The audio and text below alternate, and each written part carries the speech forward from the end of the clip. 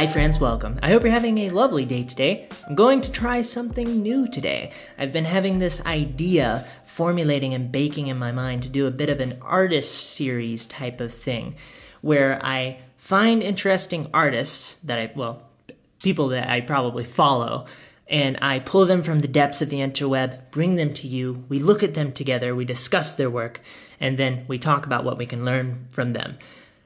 I am excited about this idea. I think it will be fun. It's going to be a series that's not like one with a beginning and an end. It will have a beginning. That beginning is today. I have no defined end in mind. So today we're going to be talking about Fran Venter. He is a photographer, a travel photographer. By the way, I'm not going to be making all of these about photographers. In the past, it's been a more photography-focused channel, but today it is it's a creativity and art-focused channel. So I'm going to be talking about different visual arts, like I have a filmmaker in mind, and then I might go completely crazy directions, Indian macaroni artists.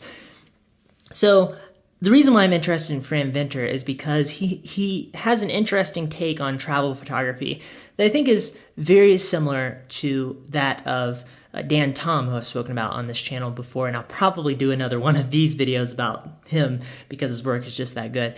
But he has these very smooth tones.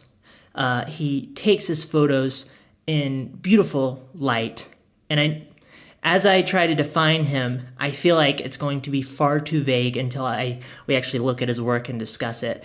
It's a wonderful take on travel photography, and so I'm going to scroll through his Instagram account and we can just talk about what is interesting about what he's up to. He also has a very thematic quality to his work where you see things sort of repeated. So anyway, let's talk about that a little bit. Okay, here we are on Fran Venter's Instagram account, and before I move forward, I want to state that this is a highly experimental project at the moment. The technical doodads and kinks are still being worked out, so it might go horribly wrong, and if so, we'll go through it together. It'll be a growing process. So, Fran Venter, we're on his Instagram account. He has 85.3K followers. His name is Fran Venter, and his bio says, "Do what you love." Pretty straightforward statement. I think I would agree with that. As we scroll through, we see a couple of things. We see a thematic quality that I wanted to mention, which is that his work sort of repeats itself. It sort of goes around in circles as you scroll through his feed. You'll see a shot of his medium format camera in the middle of a bunch of other beautiful landscape shots with primarily warm tones, but different types of landscapes, but they all feel cohesive for many different reasons. But you'll see, I mentioned a medium format camera. He likes to do this thing where he'll point down into his medium format camera. I'm trying to scroll to this. So here we go. So as I scroll through every, 40 photos or so, you see a shot pointing down into his camera. We also see shots pointing down onto his desk. So these are little things that sort of tie his feed together in an interesting way. And it sort of has this round and round kind of feel to it, and it's very pleasing. But if we click on one of his first photos, latest post, we see his very filmic tones. We're looking at a shot of a dirt path going into a green pasture, hilly pasture, some trees in the background. Beautiful, muted blue sky. The grass is green, but it's this sort of like muted, darker green, which I love to see. And then he has another photo where the green's a little brighter, but still not so digital feeling. It's a really nice quality he has going on. And he likes to use people in his work. And maybe a specific person. I haven't looked through enough to see if it's the same person repeatedly, but he uses the person to create a sense of scale and also create a sense of personalness within the photos. As we scroll through, we see a lot of warm landscapes, which I love. Lots of beaches, lots of water, lots of waves crashing, and we have water with an island in the middle of it, and this sort of thing. So he likes beaches, very similar to Dan Tom. Less surfers, less just straight up wave shots. And then we have shots like this, which is like a girl walking through a sand dune. You see just sand dunes into the distance. You get the feeling that these sand dunes just go on forever and ever, that they somewhat surround you if you're in that landscape. And then you get, the story is being told of this girl walking across the sand dune, One, because she's there. Two, because you can see her footprints, so you can see where she was and where she is now. And you can feel like she's going to continue to walk. She's going to continue to move into the distance. This is a great way to tell a story with this still frame. He has a shot of his buddy, a couple of shots of his buddies. As we scroll through, we see more shots of desert. It's a plethora of landscape. It all feels cohesive, and I think that his tones do a lot to make that work. And the reason I talk about this aspect of things a lot in this case is because a lot of people really think about, if they're a photographer, how they're going to tie their feed together. I think he does such a fantastic job. There's a lot of hidden sauce in there that's hard to break down. It takes minutes and hours and years to break down what exactly he's up to, which has gotten him to this point. And this is all built on the back of a tremendous amount of time of him, curating this together. I'm sure he didn't wake up and write 3 sentences and that was the vision for his feed. And then he went on into the ether of the creative process and changed the world via that one planning session of 3 minutes.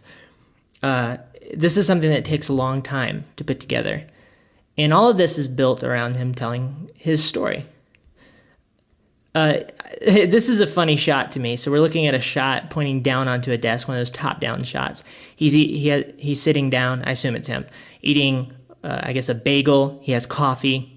He has a computer on the top right corner. He has a medium format camera on the left. Bunch of things scattered about, work things and glasses. And there are a couple of things that are really hilarious to me about this photo. One, he has a magnifying glass. I don't think I've actually legitimately used a magnifying glass once in my life. So it's funny that that's just there as a beauty piece, I suppose. But also, all of this is sitting on top of a big, beautiful map. And I thought about how impractical it would be for me to do my work looking at, or with all of my things on top of a map. Because, for one, my coffee, if it's spilled on the map, that would be horrible because it's a beautiful map. It's all these wonderful, rich colors. And I would hate to spill my dark iced coffee on Australia. And also the logistics of using a computer, and if you have a mouse or something, using it on top of the map and everything just moving around sounds hilarious to me. But great photo nonetheless, well executed. And so that's another one of these shots that ties his feed together in an interesting way. It's funny, when you look at his feed big picture, the thematic quality of it is, I think, one of the most compelling things about him. Another top-down shot, they're looking at a map, using it in a much more realistic way. They're pointing at it and, oh, we'll go here, we'll travel here. Look, there's a hotel here that we'll go to. Oh, I buy my drugs here. So there's a laptop on the right side, Canon camera on the left side. They're writing things down. Beautiful photo.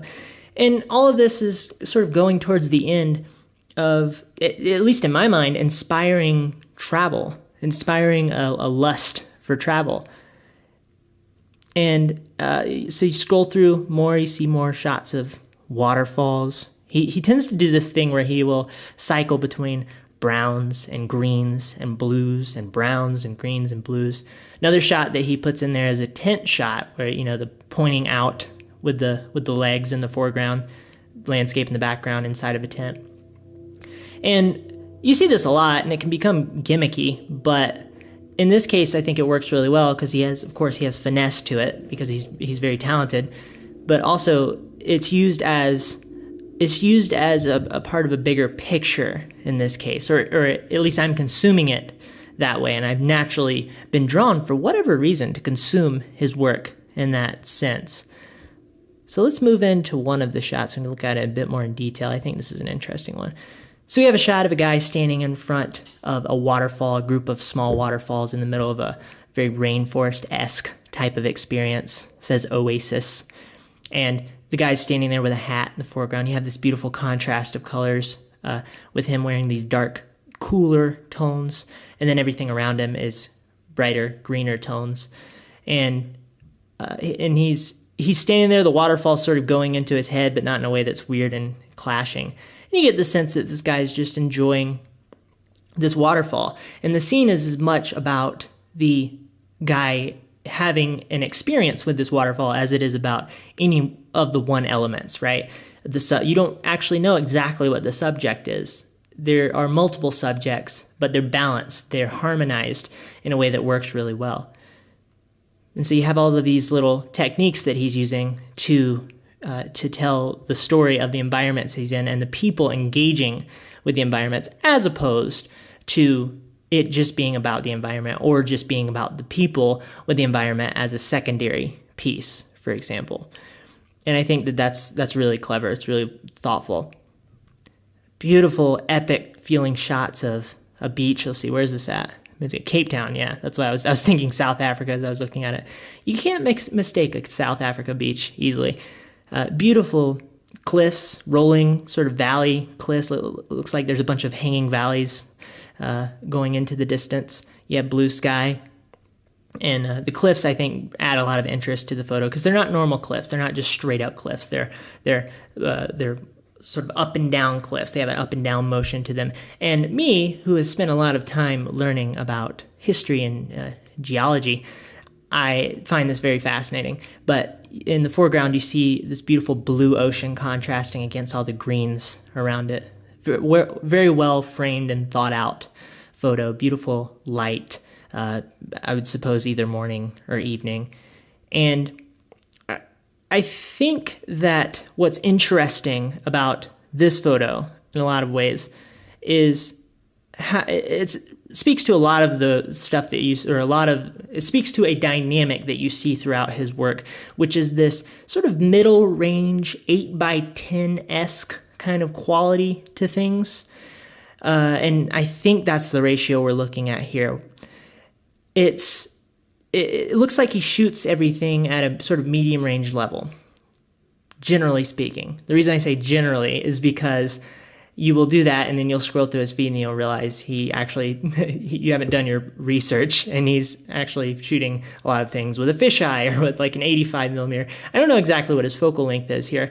And I certainly don't want to get too detailed into that world, but everything sort of matches in that sense. So I think what I keep coming back to with his work is how everything sort of flows together. It feels very cohesive. I'm curious how intentional he is about that, but he probably is, and it definitely shows. In this case, you get that vibe. He shoots a lot of medium format stuff as well, considering the fact that there's a medium format camera in the shot. And then once again, the use of people. Girl standing on the beach far in the distance to where, same idea, she is part of the entire story. She is not the story on her own. She's a vital part. She's an important part. It adds a personal quality to the photo, but she's not the entire part.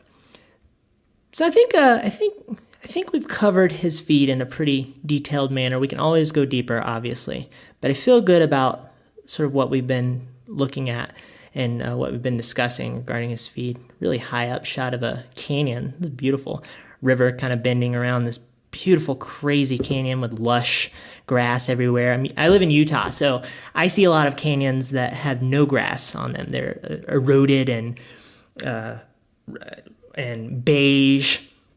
I want to go see some more canyons that have beautiful green trees and grass and lots of vegetation about.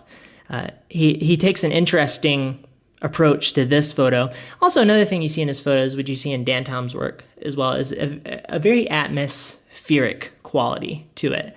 Everything has this you feel it as much as you see it, which I say about a lot of, in the past I've spoken about when I speak about creators. That is what tends to draw me to a creator a lot of times, or a photographer, is when you feel it as much as you see the visuality of what you're experiencing. That's powerful. And he's able to communicate that here through this sort of atmospheric haziness that you see in that photo and in a lot of his work. Okay. So the important question is, what story is he trying to tell with his work? And is he telling that story clearly? And how is he telling that story? Well, the answer to the middle question is, I think he is telling that story very clearly, unless his story is that he's trying to be an underground photojournalist in North Korea, in which case he's doing a horrible job. But if his story is to emphasize the joy of the feelings of travel as a whole and the experiences of travel as a whole, and to inspire wanderlust and those who engage with his work. I think he's doing a fantastic job. I would assume that that's something similar to what he's trying to do. So to the question, how does he tell that story? I think it's interesting because he uses his ability to be a good photographer, his skill set that he's built over time, the years of practice of him taking these photos and getting better. He's used a thoughtful, feeling, thematic quality that you see throughout his feed.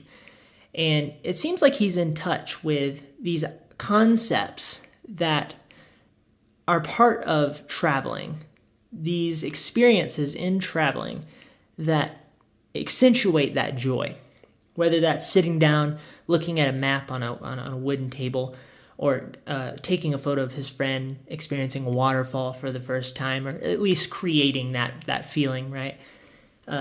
He has a vision, he has a set of different visions in his head of what will emphasize that. And then he turns that into a photo using the vessel of his talent and his skill set. And I think this is what separates a lot of artists, right? You can have a vision, you can have all the feelings, you can have all the connectivity of an artist to yourself and to the world and to ideas and what you want to convey. But if your talent is not there, if you have not spent the time practicing to tell that story, it's going to be harder to convey that successfully to other people. They're going to experience it perhaps not quite like you wanted them to, or something about your lack of talent might get in the way of them experiencing it in a pure form, in a truly emotionally compelling form. So I think that it's interesting how he applies all of these elements to his work in such a special way.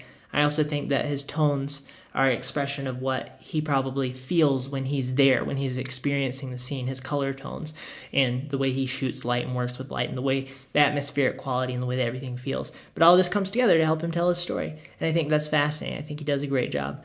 So that's it. I would encourage you to check him out, Fran Venter on Instagram, and of course, like I said, check out Dan Tom too, very similar photographer. And I compare them as I go throughout this, but they are similar but different at the same time in many special ways. So that's it for this one. If you have artists that you think would be an interesting fit for this type of video, please let me, or podcast, please let me know. I would love to talk about them as well. And I would love to hear your thoughts on this concept that I am trying to put into fruition as well. Fruition that I'm trying to do. I would love to hear what you think about that. I hope you have a lovely day. Thank you so much. Goodbye.